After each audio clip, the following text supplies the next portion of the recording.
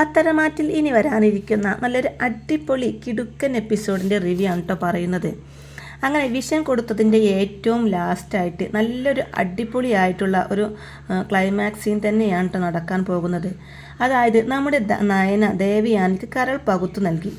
ദേവയാനിക്ക് നല്ല പോലെ തന്നെ ആരോഗ്യമൊക്കെ പഴയതുപോലെ തന്നെ തിരിച്ചു കിട്ടുന്നുണ്ട് കേട്ടോ.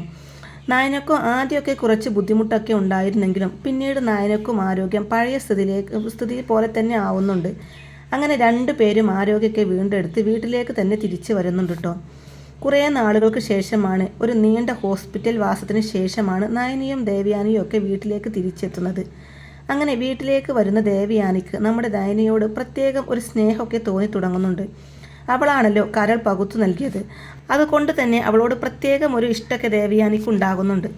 അനാമിക മനഃപൂർവ്വം തരാഞ്ഞതാണെന്നൊക്കെയുള്ള കാര്യങ്ങളൊക്കെ ദേവയാനിക്ക് മനസ്സിലാകുന്നുണ്ട്. തന്നെ ജീവന് തുല്യം സ്നേഹിക്കുന്നത് തൻ്റെ മരുമകൾ മാത്രമാണെന്നും അനാമിക വെറും ഫ്രോഡാണെന്നൊക്കെയുള്ള കാര്യങ്ങളെല്ലാം ദേവയാനിക്ക് മനസ്സിലാകാണ്. അങ്ങനെ എല്ലാവരും ഹോസ്പിറ്റലിൽ നിന്ന് വന്നതിന് ശേഷം നയനയും റെസ്റ്റിലാണല്ലോ. അപ്പോൾ ഇതൊക്കെ കണ്ട് അനാമികക്ക് ഒട്ടും തന്നെ സഹിക്കുന്നില്ല.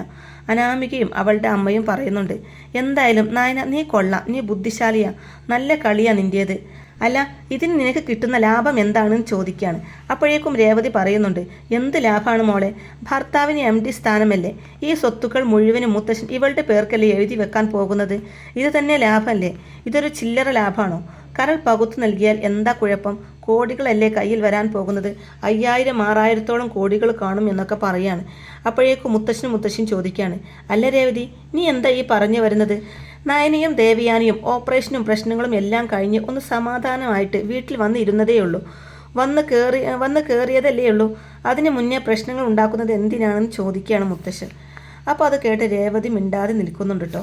അപ്പോൾ അനാമിക പറയാണ്, അല്ല മുത്തശ്ശ, നയന ഇപ്പോൾ വല്യമ്മയെ മയക്കാൻ വേണ്ടി ഇപ്പോൾ ഇതൊക്കെ ചെയ്തല്ലോ, പക്ഷേ വിഷം കൊടുത്ത് ദേവയാനി വല്യമ്മയെ ഈ അവസ്ഥയിലാക്കിയത് ആരാ, ഈ അവസ്ഥയിലാക്കിയവരെ കൊല്ലാൻ നോക്കിയതും പോരാഞ്ഞിട്ട് അവർക്ക് രക്തവും കരളും പകുത്തു നൽകി അവരെ രക്ഷിക്കാൻ നോക്കിയതല്ലേ, അതിൻ്റെ ഐഡിയയാണ് ഞാൻ പറയുന്നത്.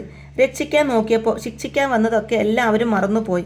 അവളാണ് പാലിൽ വിഷം ചേർത്തതെന്നും മറ്റു എല്ലാ കാര്യങ്ങളും എല്ലാവരും മറന്നു. ഇപ്പോൾ എല്ലാവരും കൂടെ അവളെ സ്നേഹിച്ചു തലയിൽ കൊണ്ട് നടക്കല്ലേ, അതായിരുന്നു അവൾക്ക് വേണ്ടതും.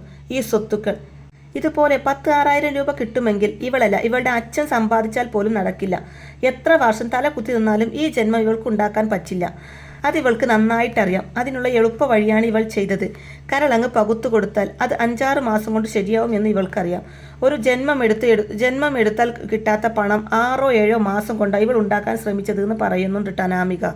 അപ്പം മുത്തശ്ശൻ തിരിച്ചു ചോദിക്കുകയാണ്, ശരി, നയന അങ്ങനെ ശ്രമിച്ചെങ്കിൽ നിനക്ക് അങ്ങനെ ശ്രമിച്ചുകൂടായിരുന്നോ, നിന്റെ ബ്ലഡും A- ഗ്രൂപ്പ് തന്നെ അല്ലായിരുന്നോ, നിനക്ക് അങ്ങനെ കരൾ പകുത്തു നൽകിയെങ്കിൽ ദേവിയാനി നിനക്കും സമ്പത്ത് തരുമായിരുന്നല്ലോ എന്ന് പറയാണ്. അപ്പോൾ അനാമിക പറയുന്നുണ്ട്, എനിക്കങ്ങനെ ആരുടെയും ക്യാഷൊന്നും എനിക്ക് ആവശ്യമില്ല, ഞാൻ സ്നേഹം കൊണ്ട് മാത്രമേ മറ്റുള്ളവർക്ക് എന്തെങ്കിലുമൊക്കെ കൊടുക്കാറുള്ളൂ, അല്ലാതെ അത് ഞാൻ ക്യാഷിന് വേണ്ടിയിട്ടൊന്നും അല്ല എന്ന് മുത്തശ്ശനോട് പറയാണ്. അപ്പോൾ മുത്തശ്ശൻ പറയും, അതെല്ലാം ഞങ്ങൾക്ക് മനസ്സിലായി അനാമിക എന്ന് മുള്ളു വെച്ച് പറയുന്നുണ്ട് കേട്ടോ. അപ്പോൾ അനാമിക പറയാണ്, പാലിൽ വിഷം ചേർത്തത് ഇവളാ, ഈ കള്ളി, ഇപ്പോൾ തന്നെ ഞാൻ പോലീസിനെ വിളിക്കാൻ പോവാം, എല്ലാവരും അറിയട്ടെ അനന്തപുരിയിൽ എന്താ നടക്കുന്നത് എന്ന്, എല്ലാവരും അറിയട്ടെ, ഇപ്പോൾ തന്നെ പോലീസിനെ വിളിച്ചിട്ട് ഞാൻ കാര്യങ്ങളെല്ലാം അവതരിപ്പിക്കാൻ പോവാണെന്ന് പറയുന്നുണ്ട്. അപ്പോഴേക്കും വേണുവും പറയുന്നുണ്ട്, അതേ മോള് പറയുന്നതാ ശരി, എൻ്റെ പക്കൽ DGPയുടെ നമ്പറുണ്ട്, അദ്ദേഹത്തോട് സംസാരിച്ചാൽ അദ്ദേഹം നേരിട്ട് ഇവിടെ വരും എന്ന് പറയുന്നുണ്ട്. അപ്പോഴേക്കും മുത്തശ്ശൻ പറയാണ്, അതിലും വലിയവരെ വിളിച്ചാൽ അവരും ഇവിടെ എത്തും, ഈ നിമിഷം ഇവിടെ എത്തും ഞാൻ വിളിച്ചാൽ, കാണണമെന്ന് ചോദിക്കുന്നുണ്ട് കേട്ടോ. അപ്പോൾ അത് കേട്ട് വേണു ഒന്നും മിണ്ടാതെ നിൽക്കുകയാണ്.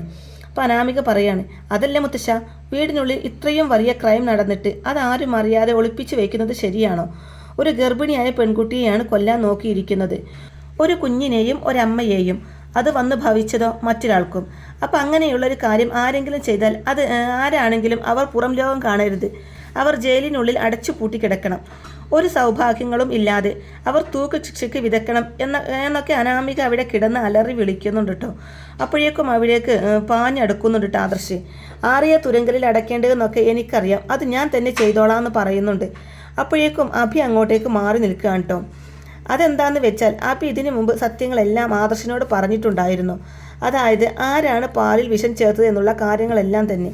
അപ്പോൾ അഭിയുടെ കയ്യിൽ പിടിച്ച് ആദർശ് വലിച്ചു കൊണ്ടുവന്ന് എല്ലാവരുടെയും മുമ്പിലേക്ക് നിർത്തുകയാണ്. എന്നിട്ട് സത്യം പറയടാന്ന് പറയുന്നുണ്ട്.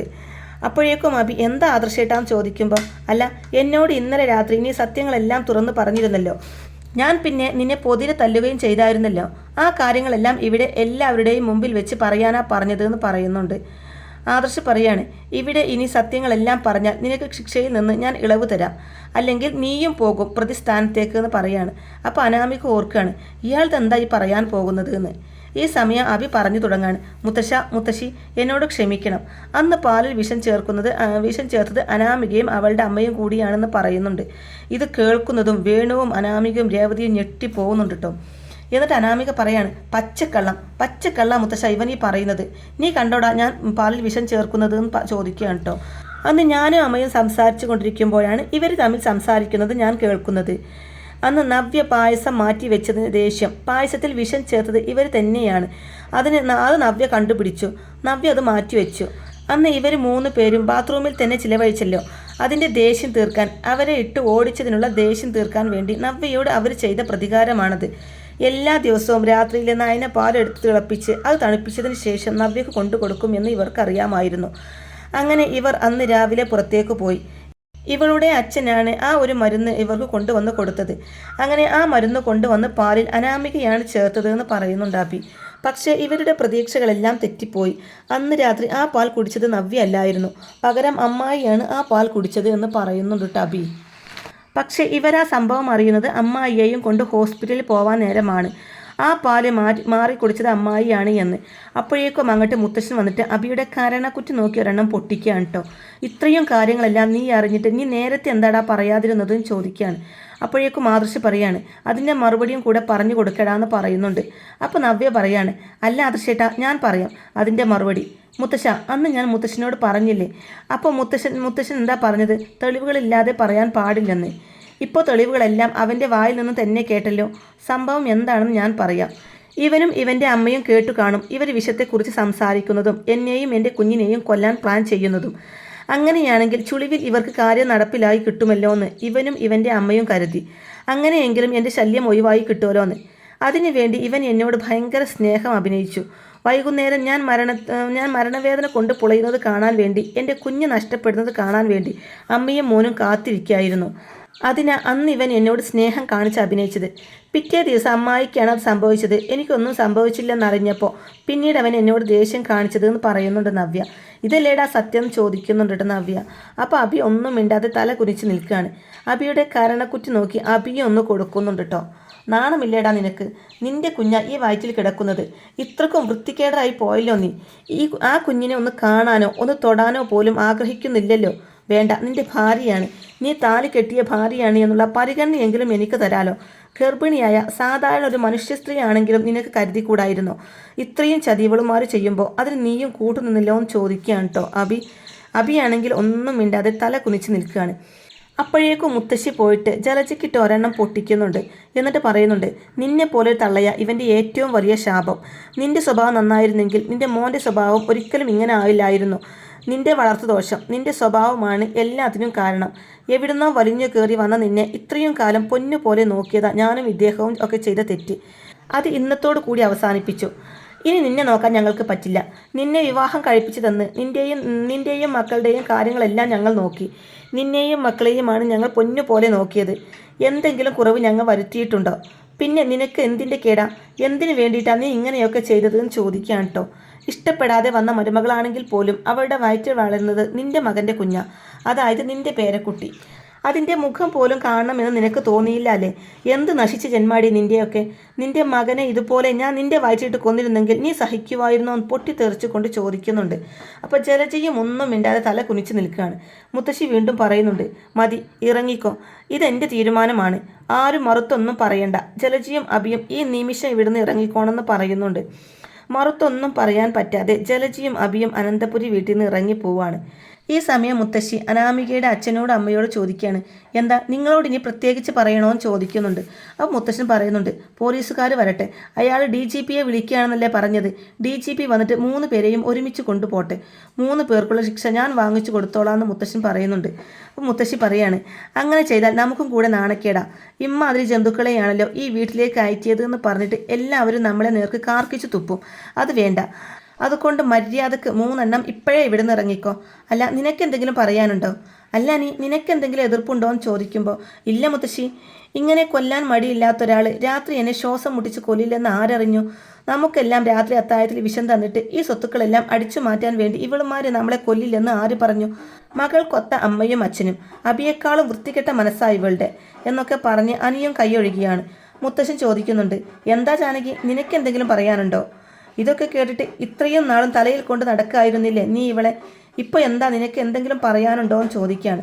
അപ്പോൾ ഇത് കേട്ട് ജാനകി ഒന്നും മിണ്ടാതെ തല കുനിച്ച് നിൽക്കുകയാണ്.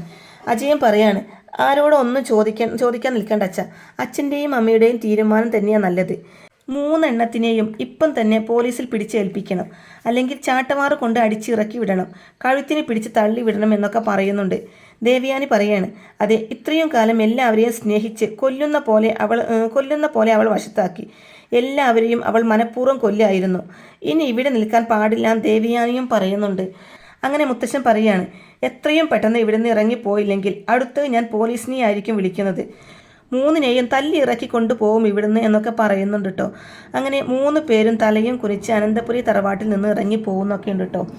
അപ്പോൾ ഇങ്ങനെയൊക്കെയുള്ള നല്ല അടിപൊളി ത്രില്ലിങ് എപ്പിസോഡുകളൊക്കെ തന്നെയാണ് കേട്ടോ ഇനി പത്രമാറ്റിൽ വരാനിരിക്കുന്നത്. അപ്പോൾ ഈ റിവ്യൂ ഇഷ്ടമായിട്ടുണ്ട് എന്നുണ്ടെങ്കിൽ വീഡിയോ ലൈക്ക് ചെയ്യാനും ചാനൽ കൂടി ഒന്ന് സബ്സ്ക്രൈബ് ചെയ്ത് സപ്പോർട്ട് ചെയ്യാനും മറക്കല്ലേ ഫ്രണ്ട്സ്. താങ്ക്